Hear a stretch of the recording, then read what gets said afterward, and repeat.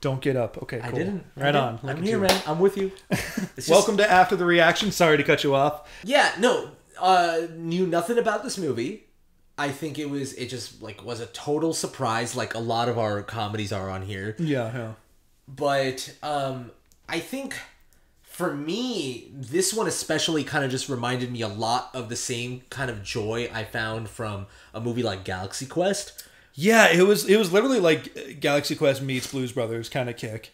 Galaxy Quest had more like it pulled on your heartstrings a little bit more. It definitely played it more straight and took itself more seriously. It's still a strange and weird and wacky movie, but there are scenes where he's like, but the rooms look so real, and you're like, oh god. Yeah, no, there's like a real story and a real arc and a meaningful love letter to fan bases. But an easy pitch for Galaxy Quest, I could imagine for people making the movie, he was like, it's Three Amigos meet Star Trek. Totally. That's exactly what it is, yeah. And, but I will say, I think there's so much joy in a movie like this.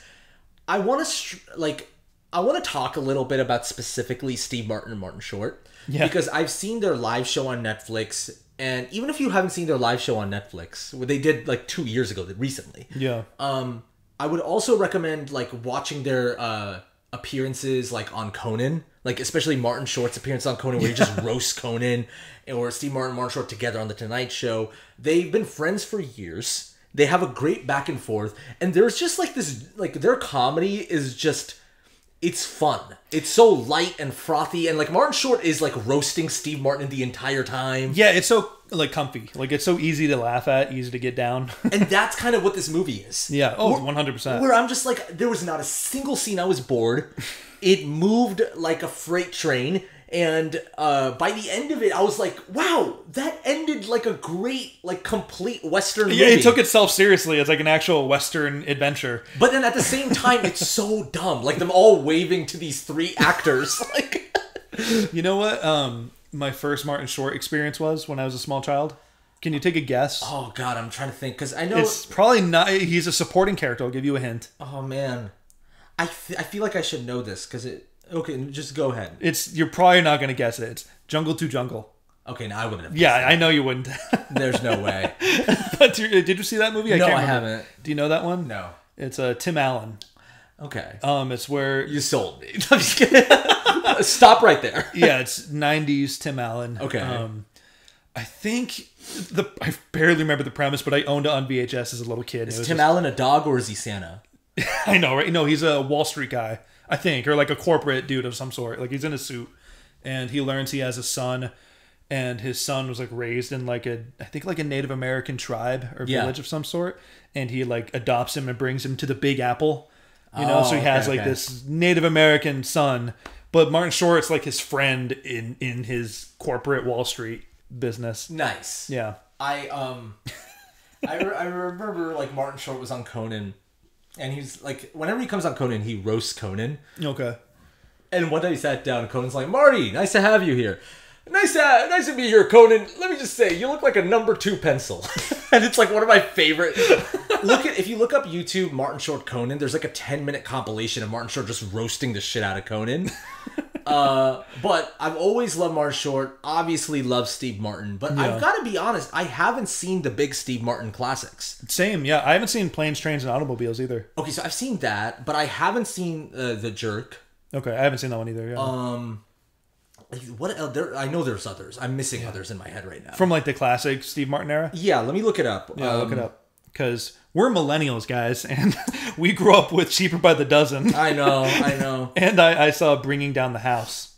Did you see that one? No, I have not. Queen Latifah? So I haven't seen Father of the Bride. I haven't seen The Jerk. You haven't seen Planes, Trains, and Automobiles. Yes. Which we'll hopefully do one day on the channel. I want to say, like, Father of the Bride has been in my radar. Like, I want to say it was on, like, when I was a kid and, you know, in the living room or something like that. So I might recognize something from it. I've never sat down and watched it. I haven't seen Bowfinger. Yeah, and same here. Which is the one he did with Eddie Murphy. And Heather Graham, wow. That's the exciting part, I know. Ooh. It's just, well, I mean, there was a time where it was like Heather Graham, you know? That still is. Have you seen her? I mean, she looks amazing. Yeah. But I mean, like, obviously we were really young, but I think like you and I, like going back to like watching Austin Powers as kids, we were like, Heather Graham. Oh, yeah, yeah. I know the Austin Powers movies were some of my sexual awakening as a kid. Seeing Elizabeth Hurley and Heather Yeah, I was Graham, about to say, like, Beyonce. I was about to say, like, we're not even joking. Like, Yeah, I know. I agree with you. Because I know Austin Powers also has scenes where he, like, opens up his jacket and he has, like, a chest hair shaped like a penis. Oh yeah, no, I know. But yeah, so I think obviously we talked a lot about Blues Brothers throughout the reaction. Yeah. I think same kind of vibe where I just want to hang out with these guys.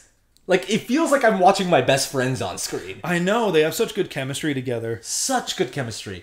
One thing I will say that was surprising is that Chevy Chase, who I know we all know to be an asshole now, like in real life, and isn't the best to work with. One of the big reasons for his downfall after the late 90s was because he wasn't pleasant to work with. He basically burned bridges with everyone, yeah. But it is interesting to see him as a supporting role. I know, I think this is the least I've seen him have to do in a movie. But he's still good in it, but it's just his character definitely has the least stuff. But it's kind of refreshing because, listen, I love him in the Vacation series, right?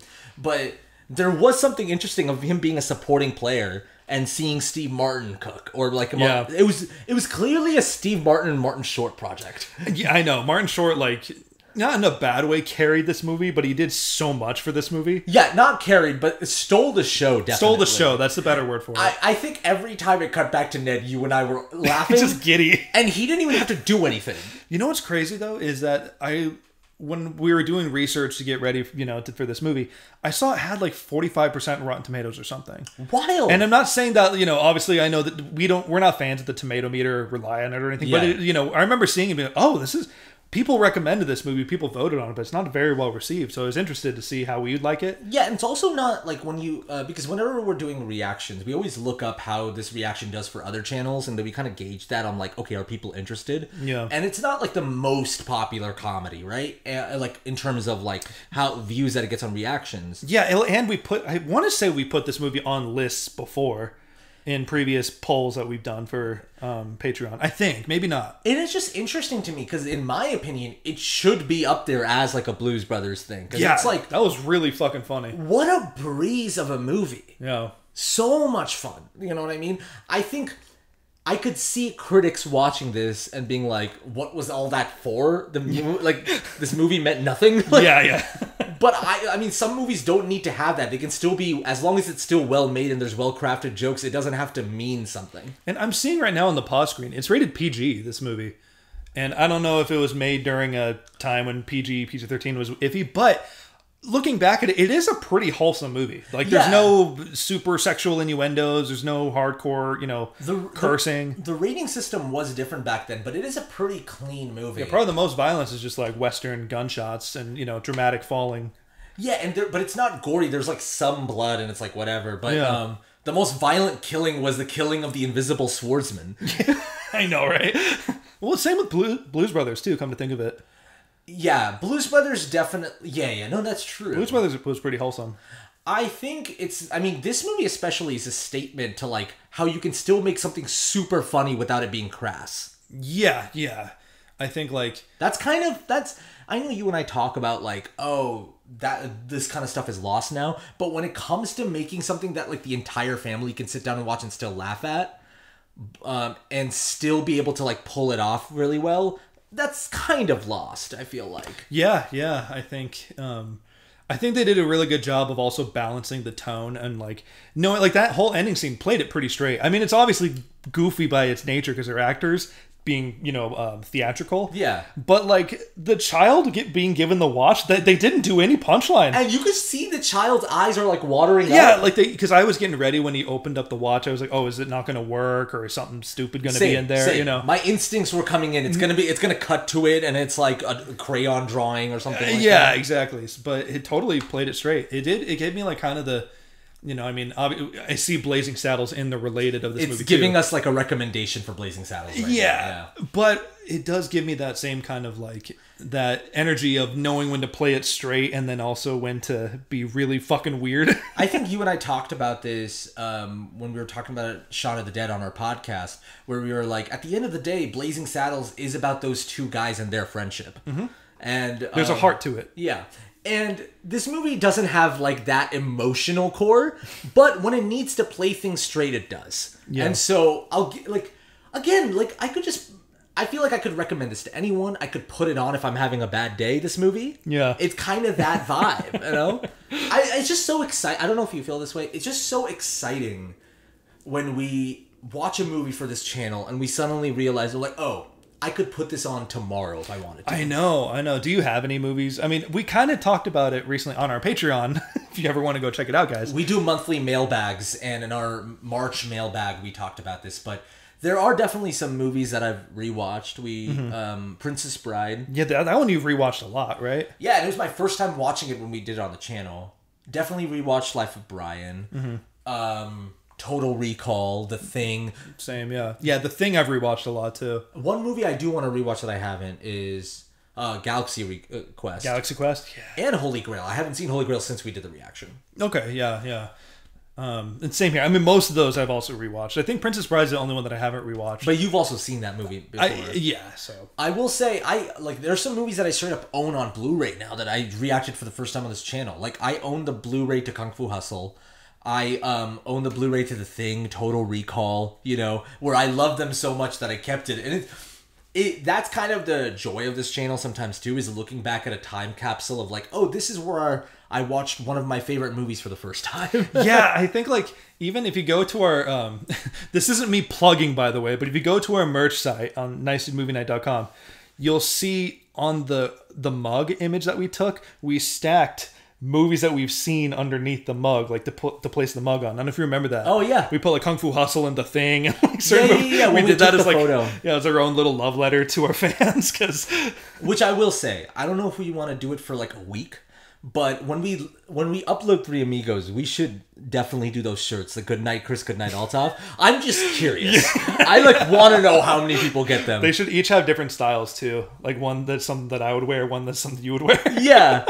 I love that. So when this after the reaction and this movie reaction's up, those shirts should be available on our merch shop. Yeah. And if they're not, honestly, let's just still keep this in. It'll be really funny. Yeah, it's like, oh, maybe they did, maybe they didn't. Yeah, we'll put a little fart noise if we didn't get to it. Where would we put a fart noise? You would put a fart noise. No, but like where? When?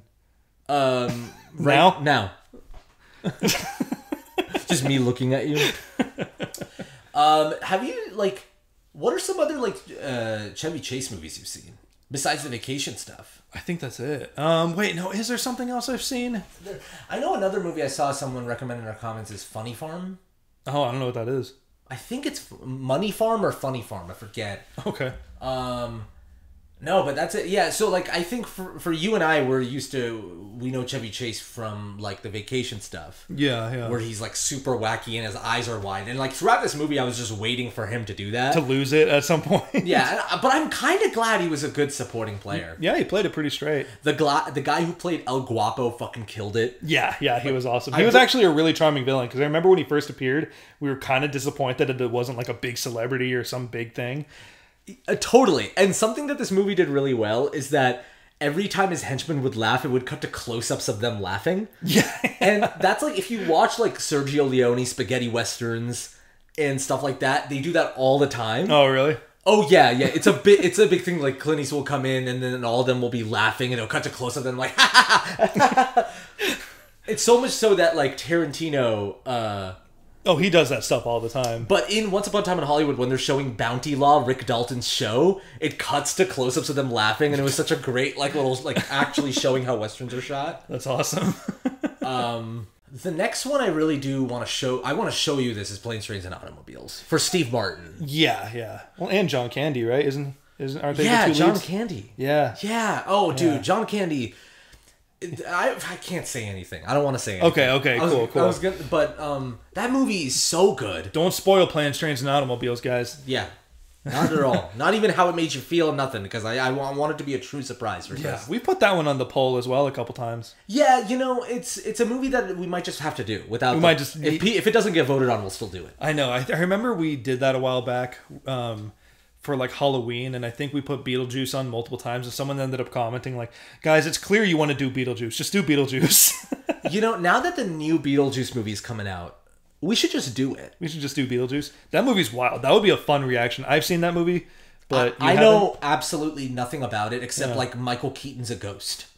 Okay, cool. Yeah, I won't say anything. Yeah, and I saw the short teaser where he's like, the juice is loose. Oh, okay. You watched the teaser? Yeah. Okay. And luckily, so now that I saw the teaser, I'm like, okay, this didn't spoil anything for the first movie. I still don't know what the fuck's going on. So I'm not gonna watch any more marketing material for the new movie until I see the first one. So I think we'll have to do that. There's a couple of movies like that on our poll that's lost that we just have to do. Speed Racer. Yeah, that's one we've been wanting to get to for a while. Speed Racer's gotten close a lot.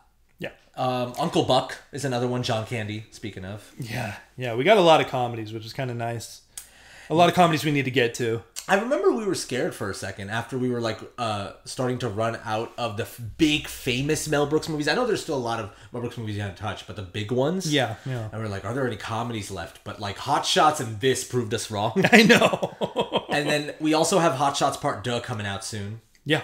Oh, maybe I shouldn't spoil that, but yeah, whatever. I mean, y'all know we're gonna do the sequel. Yeah, our next one we're shooting is Hot Shots Part 2. When we put up the pixel photo on the main Nice Dude community page, don't spoil it.